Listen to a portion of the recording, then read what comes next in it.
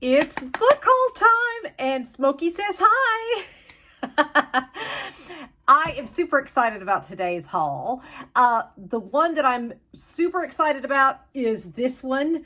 Shout out to my awesome librarian, Catherine. She picked this one out for me, and as soon as I read the synopsis, I was like, oh my goodness, I cannot wait to read this. This will probably be the first one I read as soon as I get done with what I'm currently reading. I love the cover too. Like, isn't that such a cool looking cover?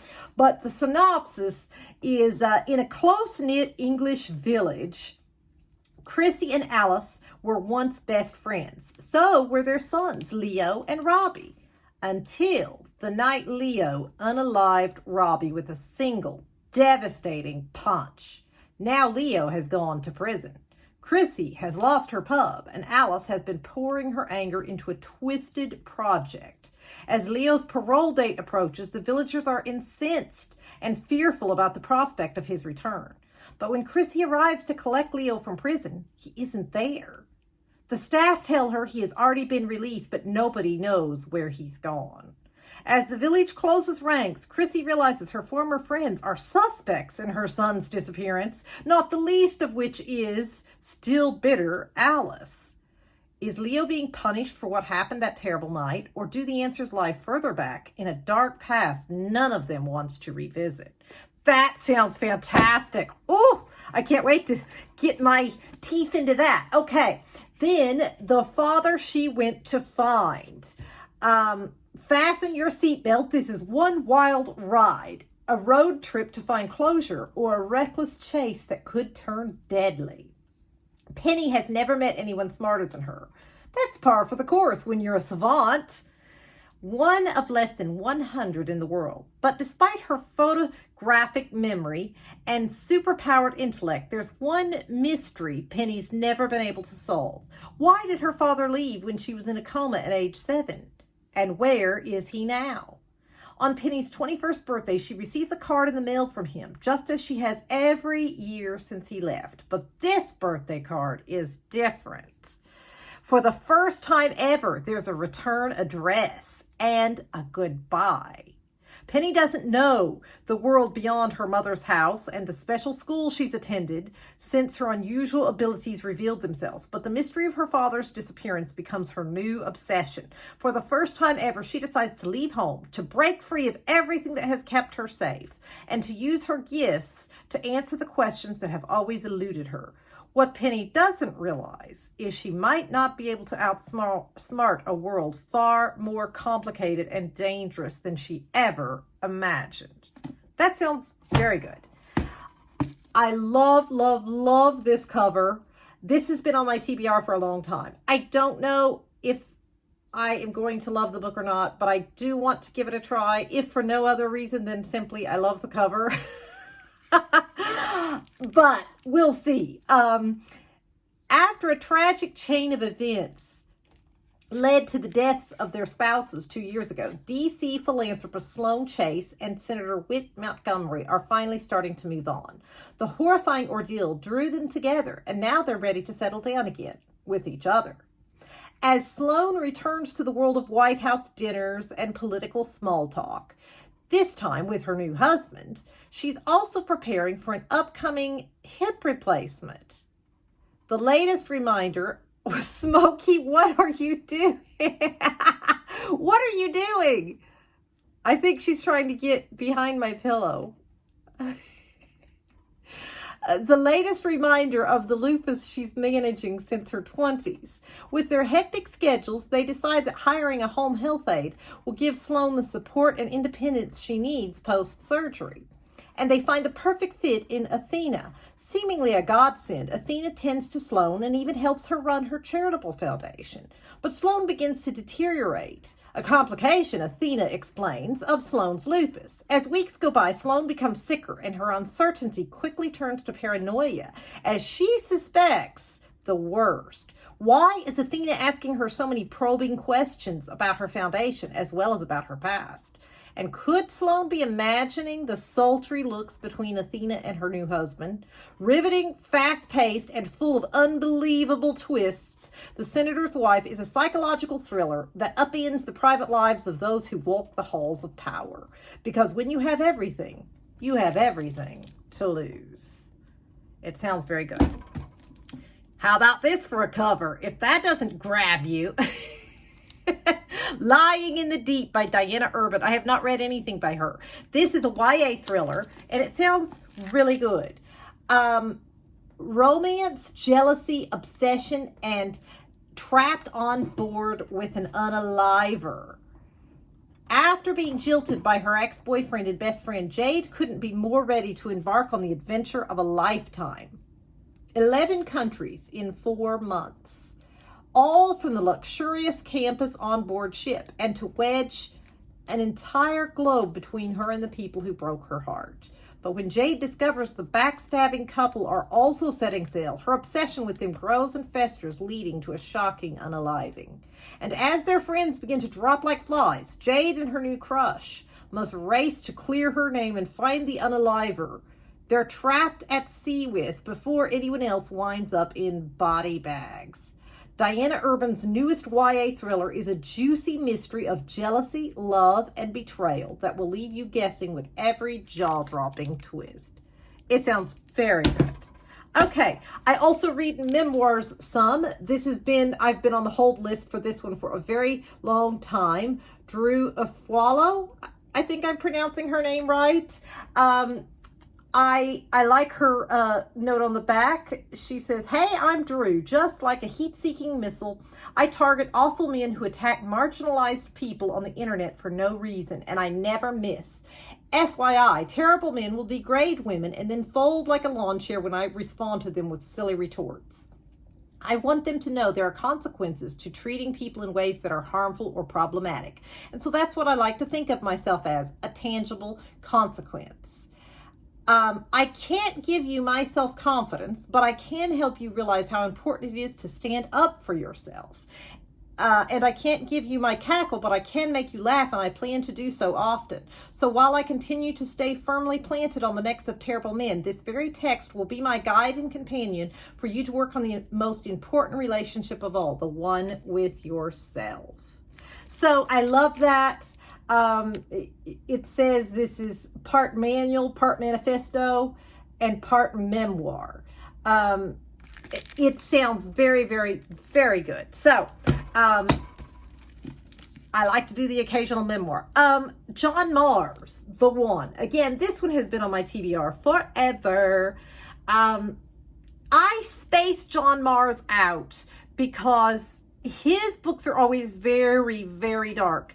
There's that one, I'm trying to think, what is it called? The one where it's got the telephone on the cover. I read that one, and that character was just so cruel because she was hosting a hotline for people that wanted to unalive themselves. And basically she was trying to get them to unalive themselves instead of trying to keep them from doing it. I can't remember what that book was called. Anyway, you probably know what I'm talking about. It's got the phone on the cover.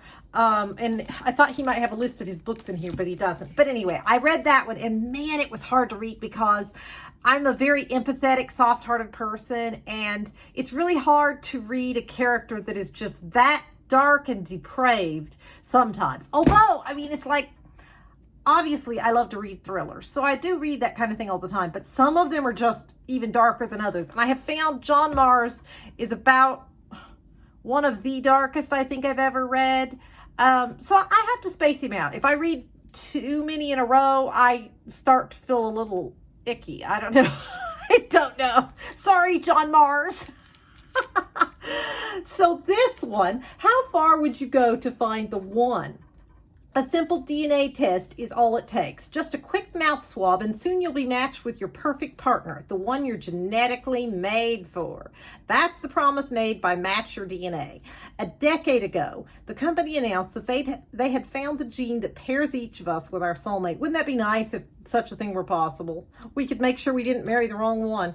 Since then, millions of people around the world have been matched, but the discovery has its downsides. Test results have led to the breakup of countless relationships and upended the traditional ideas of dating, romance, and love.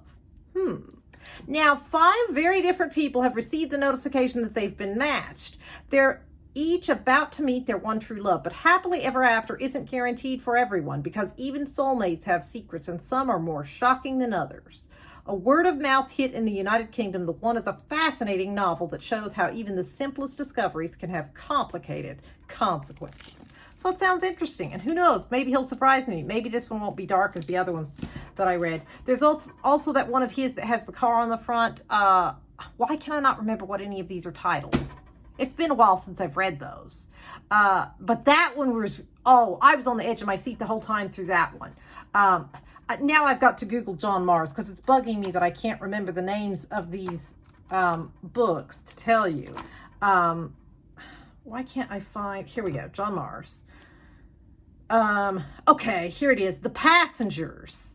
That one was so good. And like, especially in these times when cars can drive themselves, like it's like this car that can drive itself, but somebody hacks in to the car system and starts, these people are in the car and the car has been hacked and it is now on a path to collide with another car. I'm telling you what, if you haven't read that one, you need to read The Passengers by John Mars. That one was absolutely fantastic. And not quite as dark as, I think his darkest one and the one I really struggled with. Yeah, here it is. It's called, of all things, The Good Samaritan. Can you trust the voice at the end of the line? And for me, like, part of why that was really difficult, I think, was because I personally have had struggles with depression. It runs in my family. My Uncle Mark has actually attempted to unalive himself numerous times. He has severe depression and has tried every medication known to man and nothing has really helped. Thankfully, medication has helped me. But so I think that was part of why I struggled with this heartless person that was actually like trying to get people to unalive themselves. Like, I got through the whole book. And I'm not saying it wasn't a good book. I think it was just that the subject matter maybe was too much for me personally, you know? Reading is so subjective because it all depends on what your personal life experiences are and how you're going to react to those things. But anyway, then Speak of the Devil by Rose Wilding. 7 angry women, 1 dead man. New Year's Eve, 1999. 7 women are gathered in a hotel room at midnight. A man's head sits in the center of the floor. Now, if that doesn't grab you, nothing will. Like, what? They all had a motive to unalive Jamie Spellman. They all swear they didn't. I love these kind of locked room mysteries where it's like you're trying to figure out, okay, who did it? Somebody in here did it. But in order to protect one another, they have to find out who did. The ex, who drowns her darkest secret in a hip flask as the woman she loves drifts further away. The wife, living out her fairy tale marriage in a house tucked into woods so thick no one can hear you scream. The widow, praying to a past she no longer knows whether she can trust. The teenager, whose wide-eyed crush has trapped her in an unrecognizable future. The mother figure, battling nature versus nurture under the weight of her own guilt. The friend, forced to choose sides over and over until she learns the price of choosing wrong. And the journalist, who brought them all together, but underestimated how far one of them would go to keep believing the story they'd been told. Against the ticky clock of an unaliving investigation, each woman's secret is brought to light as the connections between them converge to reveal the unaliver. Marking the debut of an extraordinary new talent, Speak of the Devil explores the roles into which women are cast in the lives of terrible men and the fallout when they refuse to play pretend for one moment longer. Sounds very good. And then Night Watching by Tracy Sierra. nightmare. She won't be able to look away. Sherry Lapina says, home alone with her young children during a blizzard, a mother tucks her son back into bed in the middle of the night. She hears a noise. Old houses are always making some kind of noise, but this sound is disturbingly familiar. It's the tread of footsteps, unusually heavy and slow, coming up the stairs. She sees the figure of a man appear down the hallway, shrouded in the shadows. Terrified, she quickly wakes her children and hustles them into the oldest part of the house, a tiny secret room concealed behind a wall. There they hide as the man searches for them, trying to tempt the children out with promises and scare the mother into surrender. In the suffocating darkness, the mother struggles to remain calm, to plan. Should she search for a weapon or attempt to escape? But then she catches another glimpse of him, that face, that voice, and at once she knows her situation is even more dire than she feared, because she knows exactly who he is and what he wants. And there you have it. That's this month's book haul. My goodness. I'm loving the book I'm currently reading. You're Invited. I'm loving it. It's very good. But that's always difficult if I'm in the middle of a book when I get a new book haul, because I want to start the new ones, but I also want to finish. So I probably won't get much done today besides just reading, because it's so hard to resist. It's like having chocolate in the house and not eating it. Like, I can't do that. So, all right. I will see you this weekend with my weekly reading wrap up, reviews of the books that I have finished, and I'll tell you how many I DNF. Maybe I'll get lucky this week and there won't be any DNFs. We'll see. All right. I will see you all next time.